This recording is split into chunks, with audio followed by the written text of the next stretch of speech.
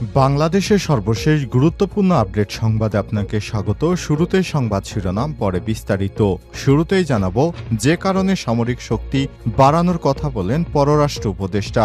পররাষ্ট্র উপদেষ্টা তৌহিদ হোসেন জানিয়েছেন, রোহিঙ্গা সংকট এখন খুবই জটিল আকার ধারণ করেছে, দ্রুতই এর সমাধান হবে না। তবে রোহিঙ্গা ইস্যুতে বাংলাদেশের সাথে সমঝোতা না করলে মিয়ানমারকেই বিপদে পড়তে হবে বলে মনে করেন তিনি। এ সময় বাংলাদেশের সামরিক শক্তি বাড়ানোর কথাও বলেন পররাষ্ট্র উপদেষ্টা। এরপর জানিয়ে দিব, প্রয়োজনে ইতনা মিঠামইন সড়ক ভেঙে ফেলা হবে বললেন উপদেষ্টা ফরিদা। সিলেটে নদ নদীর পানি প্রবাহে বাধা প্রদান করা এবং সিলেটে বেশ কয়েক বছর যাবৎ বন্যায় ক্ষতিগ্রস্ত হওয়ার কারণে কিশোরগঞ্জের ইতনা মিঠামইন সড়ককেই দায়ী করেছেন উপদেষ্টা ফরিদা পারভিন। তিনি বলেছেন, সিলেট অঞ্চলকে বাঁচাতে হলে প্রয়োজনে ইতনা মিঠামইন সড়ক ভেঙে ফেলা হবে। জানাবো, নেতাদের বাঁচার উপায় বাতলে দিলেন তারেক রহমান। বিএনপির ভারপ্রাপ্ত চেয়ারম্যান তারেক রহমান বলেছেন, পতিত স্বৈরাচার পালিয়ে গেছে, কিন্তু তার দোসরেরা তো বসে নেই। তারা সবসময় ষড়যন্ত্র করছে। যদি তাদের ষড়যন্ত্র সফল হয় তাহলে আপনাদের আমাদের নামে যে মামলা আছে তা তো উঠবেই না, বরং জ্যামিতিক হারে বাড়বে। এ কারণে সমস্ত চিন্তাভাবনা বাদ দিয়ে আপনারা জনগণের আস্থা অর্জন করুন, তা না হলে ভবিষ্যতে খুব বড় ধরনের বিপদে পড়তে যাচ্ছে বিএনপি। এদিকে বিএনপি নির্বাচন চায় দেশকে রক্ষা করার জন্য মির্জা ফখরুল। বিএনপির মহাসচিব মির্জা ফখরুল ইসলাম আলমগীর বলেছেন, বিএনপি নির্বাচন চায় দেশকে রক্ষা এবং গণতন্ত্র ও মানুষের ভোটাধিকারের প্রয়োজনের জন্য। এবারে জানাবো, আওয়ামী লীগ সাধারণ মানুষের পেটে লাথি মেরে নিজেদের ভাগ্য গড়েছে। বিএনপির যুগ্ম মহাসচিব সৈয়দ এমরান সালে প্রিন্স বলেছেন, আওয়ামী লীগ উন্নয়নের মিথ্যা গালগল্প শুনিয়ে লাখ লাখ কোটি টাকা লুটপাট করেছে, কৃষক শ্রমিক সহ সাধারণ মানুষের পেটে লাথি মেরে নিজেদের ভাগ্য গড়ে তুলেছে, আঙুল ফুলে কলাগাছ হয়েছে অনেকের। এবং সর্বশেষ জানাবো, 4 দেশ এবং এদের আশপাশের আকাশ আর নিরাপদ নয় বলে সতর্কতা জারি। ইসরায়েল, লেবানন, সিরিয়া এবং ইরান সহ এই 4 দেশের আশপাশের আকাশসীমা উড়োজাহাজ পরিচালনার জন্য আর নিরাপদ নয়। তাই এসব অঞ্চলের উপর দিয়ে যাত্রীবাহী ফ্লাইট পরিচালনা করা পাইলটদের জন্য বড় ধরনের চ্যালেঞ্জ হয়ে দেখা দিয়েছে বলে সতর্ক দিয়েছে আন্তর্জাতিক পাইলট ও বিমানকর্মীদের সংগঠন flight operations group ops group. Gaza যুদ্ধকে কেন্দ্র করে গোটা মধ্যপ্রাচ্যে ছড়িয়ে পড়া চলমান সংঘাতের কারণে সংস্থাটি এমন সতর্ক বার্তার কথা জানিয়েছে। প্রিয় দর্শক, এতক্ষণ শুনছিলেন সংবাদ শিরোনাম, এবারে বিস্তারিত। তবে তার আগে বন্ধুরা, অনুরোধ থাকবে এই সংবাদটিতে একটি লাইক দিন।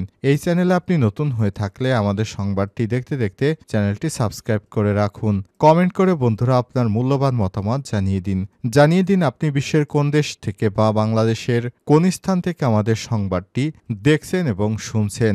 এবারে বিস্তারিত।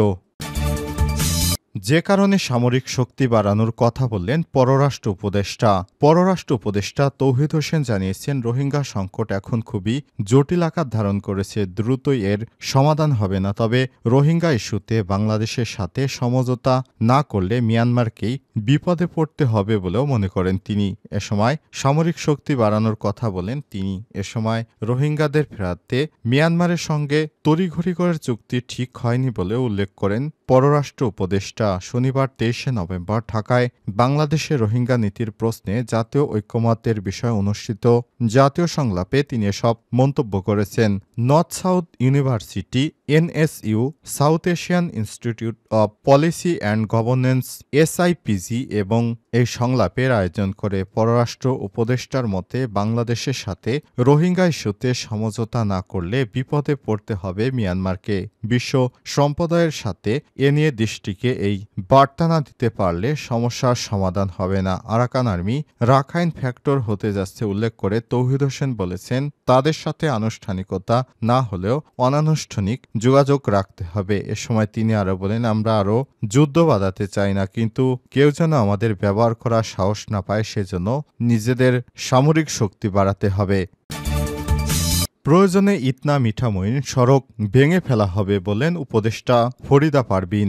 সিলেটে নদ নদীতে অবাধ পানি প্রবাহ নিশ্চিত এবং বন্যা মোকাবেলার প্রয়োজনে কিশোরগঞ্জের ইতনা মিঠামইন অষ্টাগ্রাম সড়কের কিছু অংশ ভেঙে ফেলা হবে বলে জানিয়েছেন মৎস্য এবং প্রাণী সম্পদ মন্ত্রণালয়ের উপদেষ্টা ফরিদা আক্তার। তিনি বলেছেন, আন্তঃমন্ত্রণালয়ের সিদ্ধান্ত নিয়ে উদ্যোগ বাস্তবায়ন করা হবে। শনিবার 23 নভেম্বর সকালে সিলেট হাওরে মৎস্য সম্পদ রক্ষায় স্টক হোল্ডার্স কনসালটেশন এবং ওয়ার্কশপ অনুষ্ঠানে প্রধান অতিথির বক্তব্যে তিনি সব কথা বলেছেন। ফরিদা আক্তার বলেন, আধুনিক এবং উন্নয়নের নামে হাওর অপরিকল্পিতভাবে বাধ্য রাস্তাঘাট নির্মাণ করেছে কথিত স্বৈরাচার ফ্যাসিস্ট আওয়ামী লীগ সরকার। ফলে ক্ষতিগ্রস্ত হয়েছে হাওর এবং মৎস্য সম্পদ। এতে পানি প্রবাহ বাধাগ্রস্ত হয়। প্রতিনিয়ত বন্যার মতো প্রাকৃতিক দুর্যোগ দেখা দিচ্ছে।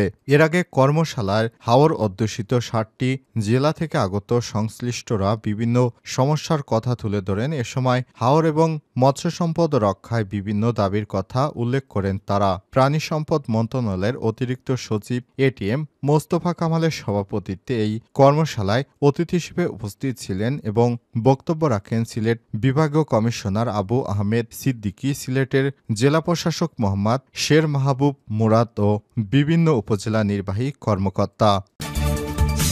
নেতাদের বাঁচার উপায় বাতলে দিলেন তারেক রহমান। বিএনপির ভারপ্রাপ্ত চেয়ারম্যান তারেক রহমান বলেছেন, পতিত স্বৈরাচারী পালিয়ে গেছে, কিন্তু তারা তো আর বসে নেই। তারা সব সময় ষড়যন্ত্র করছে। যদি তাদের ষড়যন্ত্র সফল হয় তাহলে আমাদের সবার নামে যে মামলা আছে তা তো উঠবেই না, বরং জ্যামিতিক হারে বেড়ে যাবে। সেই সম্ভাবনা রয়েছে। তবে সেই সম্ভাবনা যদি নস্যাৎ করে দিতে হয় তাহলে আজ থেকে আপনাদের প্রত্যেককে কেয়ারফুল থাকতে হবে। এ সময় তিনি আরো বলেন, আজ থেকে আপনাদেরকে টার্গেট একটাই নিতে হবে, জনগণ, জনগণ আর জনগণ। এর বাইরে যদি আপনারা অন্য কিছু চিন্তা করেন তাহলে পতিত যে স্বৈরাচার সফল হবে। কাজেই নিজেদের যদি বাঁচাতে হয় উপায় একটাই, জনগণের আস্থা অর্জন করা।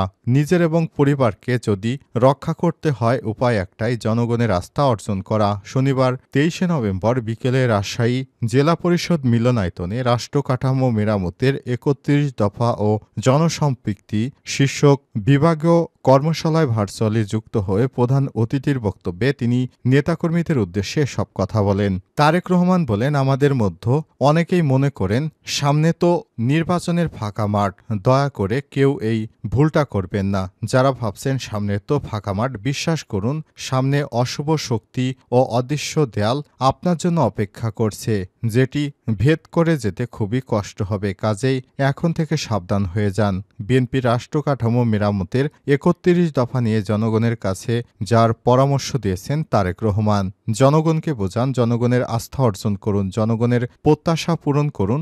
সব প্রত্যাশা এখনই পূরণ করা সম্ভব নয়। যদি ইনশাআল্লাহ আমরা সরকার গঠন করি তাহলে সেই প্রত্যাশা অনেকাংশে পূরণ করব। কিন্তু জনগণ যাতে আপনাদের প্রতি আস্থা ধৈর্য ধারণ করে সেজন্য আপনাকে সেভাবে ভূমিকা রাখতে হবে। এজন্য ধৈর্য ধরে কর্মপন্থা ঠিক করুন।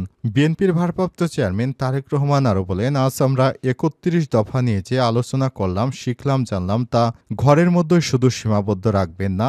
বাড়ি ফিরে আপনার অধীনে নেতাকর্মীদের এই 31 দফা শিক্ষা দিন। সেই শিক্ষা নিয়ে জনগণের কাছে যান, তাদের বোঝান। এই 31 দফা আপনারা যাতে জেনে শুনে বুঝে জনগণের কাছে গিয়ে তাদেরও বোঝাতে পারেন, এজন্যই আজকের এই কর্মশালার আয়োজন করা হয়েছে।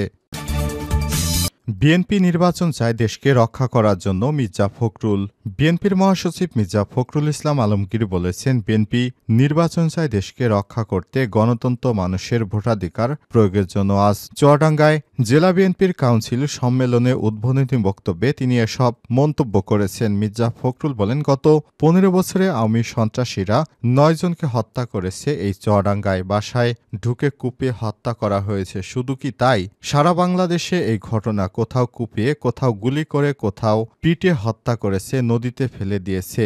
একই সঙ্গে পুলিশ বাহিনী তাদের সহযোগিতা করেছে এই হত্যাকাণ্ডে। এ অবস্থা থেকে বের হতে পেরেছে বলে আল্লাহর শুকরিয়া আদায় করেন মির্জা ফখরুল। পুলিশ ঠিকঠাক কাজ করছে না অনেকের এমন প্রশ্নের জবাবে তিনি বলেন, পুলিশকে আওয়ামী লীগ যেভাবে ব্যবহার করেছে কোনো গণতান্ত্রিক রাষ্ট্রে এভাবে ব্যবহার করতে পারে না।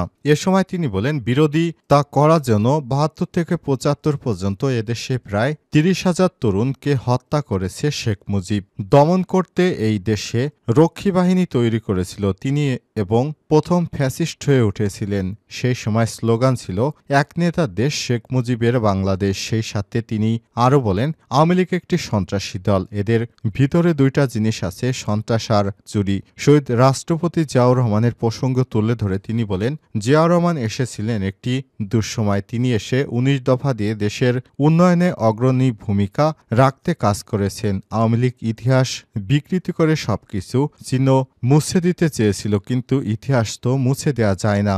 বহুদলীয় গণতন্ত্র দিয়েছিল জিয়াউর রহমান, আর যাকে বিশ্বাস করে মুক্তিযুদ্ধে অংশগ্রহণ করেছিলাম তিনি গণতন্ত্রকে হরণ করে ফ্যাসিবাদ কায়েম করেছিলেন, বাকশাল করেছিলেন। অন্যদিকে সেনা ছাউনি থেকে আসা জিয়াউর রহমান দিয়েছিলেন গণতন্ত্র, বাকস্বাধীনতা, সার্বভৌমত্ব এবং গণমাধ্যমের স্বাধীনতা। এ সময় তিনি বলেন, ফ্যাসিবাদী জাতাকলে আমাদের 60 লাখ নেতাকর্মীর বিরুদ্ধে মামলা হয়েছে, অসংখ্য গুম করা হয়েছে।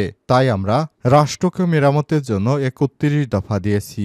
অন্তর্বর্তীকালীন সরকারের উদ্দেশ্যে তিনি বলেন, সংস্কার শেষ করে সাস্টেইনেবল করতে দরকার জনগণের প্রতিনিধি, এর জন্য দরকার পার্লামেন্ট। অনেকেই বলেন বিএনপি শুধু নির্বাচন চায়, বিএনপি নির্বাচন চায় দেশকে রক্ষা করতে, গণতন্ত্র মানুষের জন্য ভোটাধিকার প্রয়োজন। মির্জা ফখরুল বলেন, আমাদের পরিষ্কার কথা, আমরা তরুণদের রাষ্ট্রের দায়িত্ব এবং নেতৃত্ব দিতে চাই। তরুণ ছাত্রদের সাথে আমাদের কোনো সমস্যা নেই বলে জানান তিনি।